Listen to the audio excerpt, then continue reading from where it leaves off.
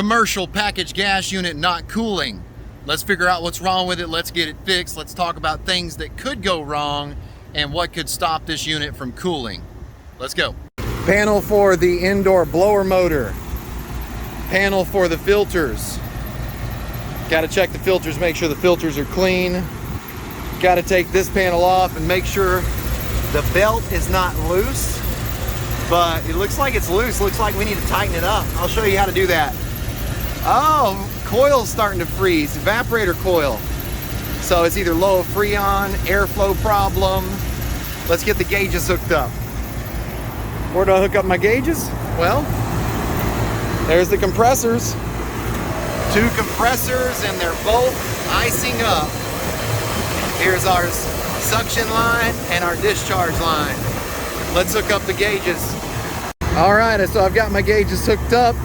I've got circuit number 1, circuit number 2 compressor, circuit number 1 liquid line, circuit number 2 liquid line. All right, I got my first set of gauges right here on circuit number 1, okay? Low side charging hose on the suction line of the compressor, high side charging hose on the discharge line of the compressor. And right now, I'm reading 47 PSI and 405. That's really high, right? But we need to put the door on. So that's the first thing that needs to happen once you get your gauges hooked up.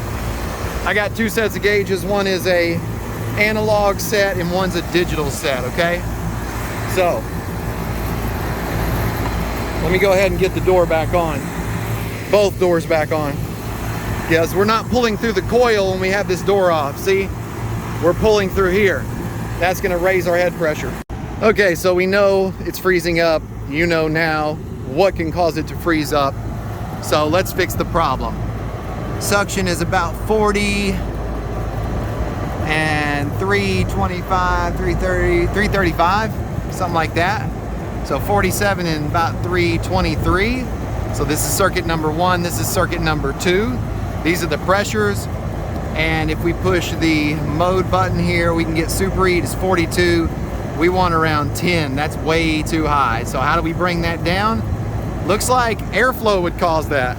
So I'm gonna show you how to tighten up the belt and we'll get some more airflow, which will affect this suction pressure. This is our 22 unit, so suction pressure should be right now for 78 degrees inside, probably lining up with that 40, around 70 or 75. So head pressure's not okay. R22, I mean, I would think probably on today, probably 250 maybe. So it could have a dirty outdoor coil.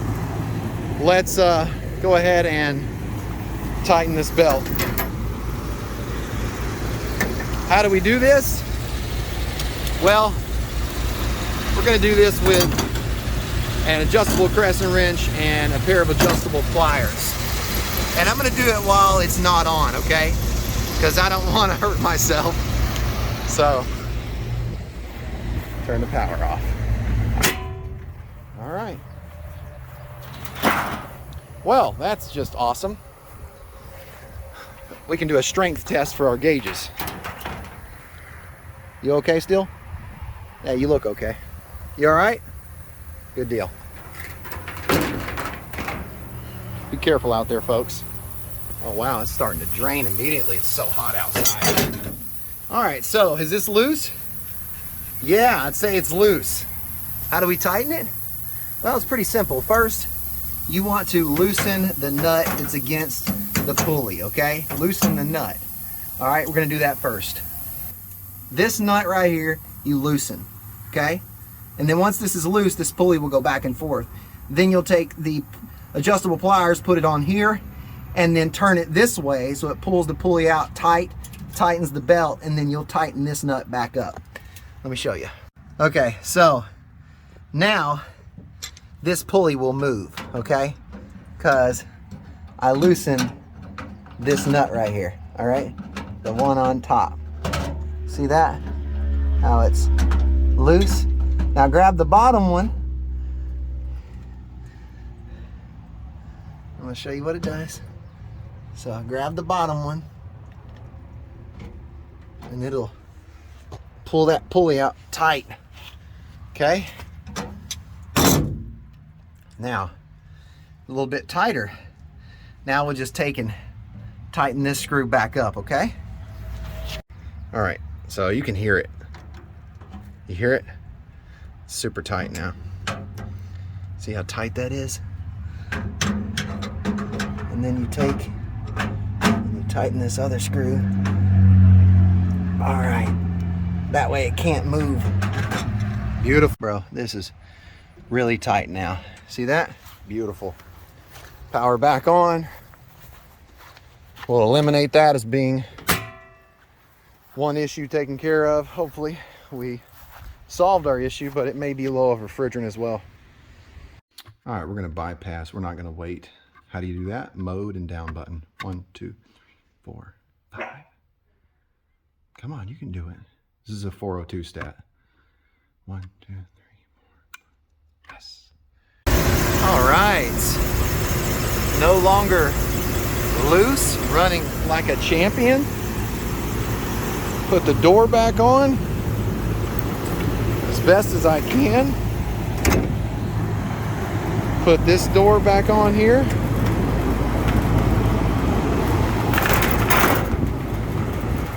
Best as I can. Well, let's look at our suction now. Whoa. What's going on here? So this is gauges for circuit number 2. And you can see that the compressor's not pumping, so that's the reason these are equalized. Go over here and we've got 42 and 246. Wow, all right.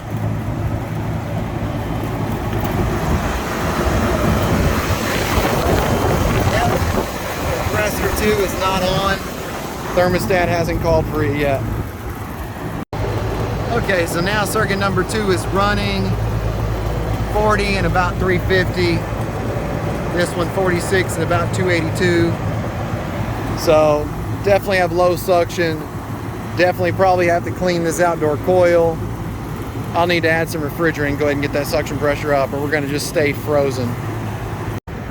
Got my scales zeroed out, and we're gonna add some refrigerant.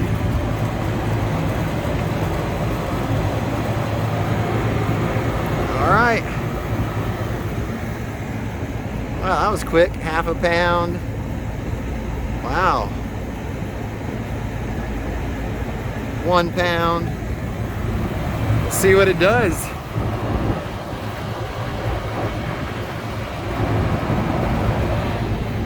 There's 1.5 pounds. Added about 2.5 pounds so far. Suction is up 58. Head pressure is way too high, 335. Wow. Okay, let's see what happens. All right, so I'm gonna add refrigerant to this other circuit here. Head pressure's way too high, suction pressure's low. So 45, we're gonna see if we can change that. Zeroed my scales out. Open this up, bleed the line till liquid comes out here, and then close it back up, and then boom, add refrigerant. Suction pressure has come up a little bit. Looks like it's almost at 60. Head pressure is way too high, 400. We added 3 pounds of refrigerant to this circuit, and I need to get my meter and my pipe clamp and check the temperature. This coil looks clean, but I guarantee it's not. I guarantee that it's a double coil, needs to be taken apart and cleaned. Coil's not freezing anymore. The motor was super hot, making a little bit of squeaking noise. All right, I'm gonna go ahead and take this coil apart and clean it. It's a double coil, so I gotta separate it to clean it. So I gotta take and unwire those 2 fans. That way I can take the top off and then get that top out of the way and then pull the coil apart. I'll take that corner piece off as well. I'm gonna go ahead and shut the breaker off.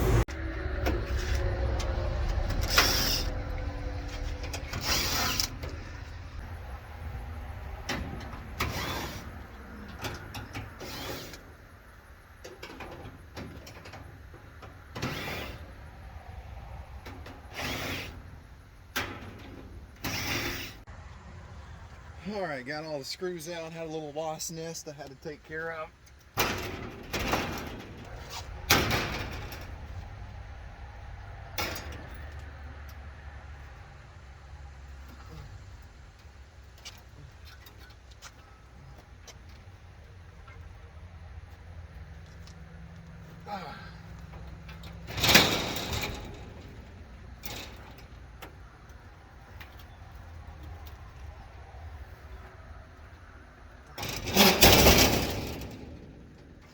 All right, so the coils were held together with a wire tie on the end here. I got that off, and I need to spread the coil apart now so that I can clean both of these single coils, okay?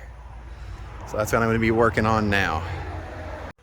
Got my coil cleaner, half water, half coil cleaner, my water hose ready.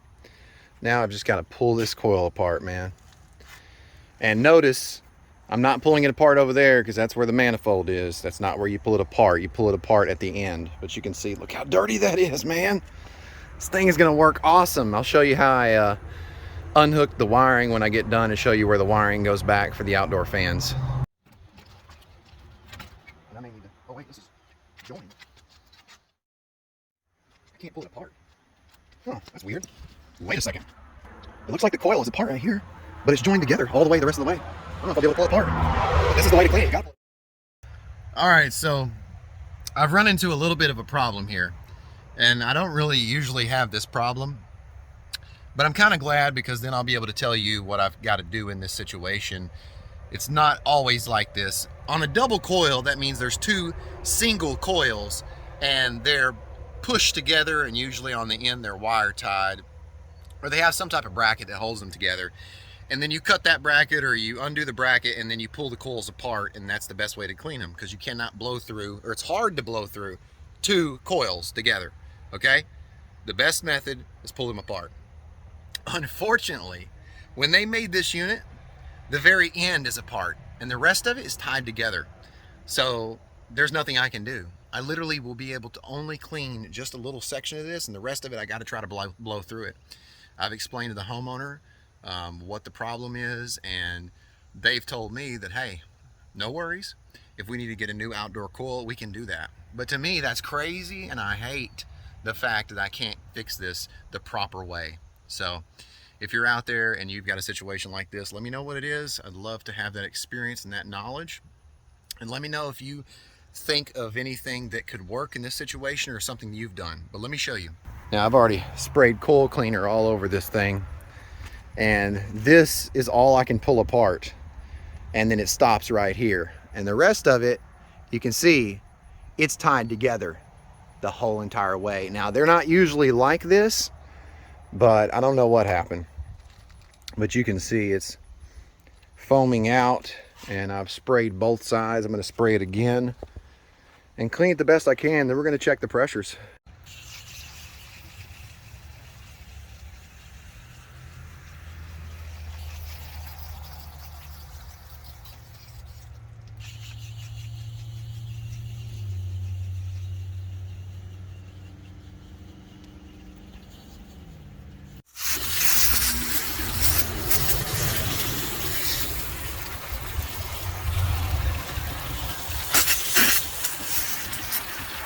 Look at all that. Look at all that. Get this whole cleaned up.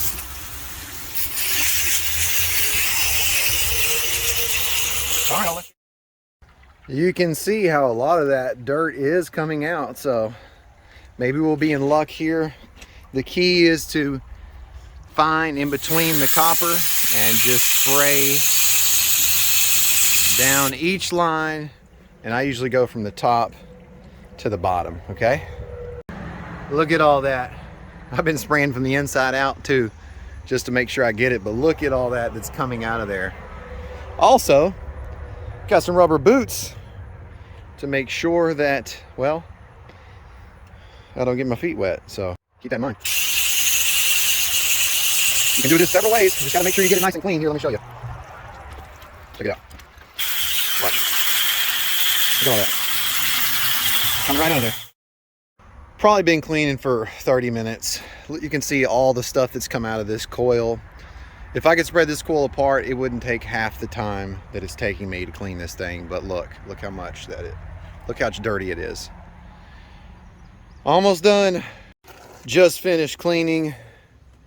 Hopefully it's good enough to where this unit will work efficiently now. Got a wire tied the coil back together. I'll push it back in, and then I'll go ahead and get the fans, put them back in, and show you how I wire them back up. Has it been raining? No, that's sweat. Do not expect to do this job and not get dirty or not get sweaty. It's gonna happen. Got all the screws back into the top panel and got the corner piece in. Got the coil screwed in and mounted. Now let's go plug in the outdoor fan wires, and I will show you just how we do that. So each motor has 3 wires, right? Brown goes to the capacitor, black goes to the relay, and the purple goes to the other side of the capacitor that has the common. So that's your other side of your line. So there's 2 capacitors right there, and 1 for each fan. I'll show you how I wire this up here, if you can see. Purple wire right here, black wire to the relay. All right, that's the first one. Black, brown, purple. Now, other 3 wires, a little bit different, okay? So this one goes, there's 2 contactors. This one goes right here. Energizes this other fan when it energizes this compressor here, okay? And then up here, capacitor, brown and purple. See that? That's how you wire it. All right. Fans are wired in. What are you doing in there, Mr. Wasp? Time to turn the power back on. See what our pressures are. Unit's back on. Got my gauges hooked up. And you can take a minute, pause the video if you want to look at this little configuration here. Got my temperature clamp here, my temperature probe connected to the suction line of circuit number 2. And then of course, circuit number 1, I've got both my temperature probes, one on the liquid line and one on the suction line for the compressor, connected right there. All right, let's look at some pressures and some temperatures now. 63 PSI and 305. You remember the pressures before? It was a lot higher. Of course, we got to turn this on R22. So, because this is definitely not R22. There we go. All right, check our superheat, 30, subcooling 27. So, looks like we need a little bit more refrigerant.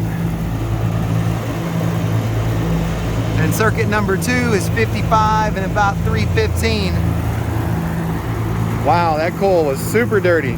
Hope you enjoyed today's video. Let me know if you learned anything. Post it in the comments what you learned. If you have a question, put that in the comments. Questions become content. If you are not a subscriber, before you leave, hit the like button, subscribe, and hit that bell, ding, so you're notified when I post new videos or when I go live. Really appreciate you watching the video. I hope you learned something, and I hope you're healthy and you're happy. If you want help with your project, you want tech support, remember I'm here to help. Click the join button, become a member. I'll give you my email. Go down in the comments after you've joined, say I joined. I'll give you my email. That'll lead to contact with me. You've been watching HVAC Tips for Technicians. I'm Tad, and I'll keep you cool if you let me.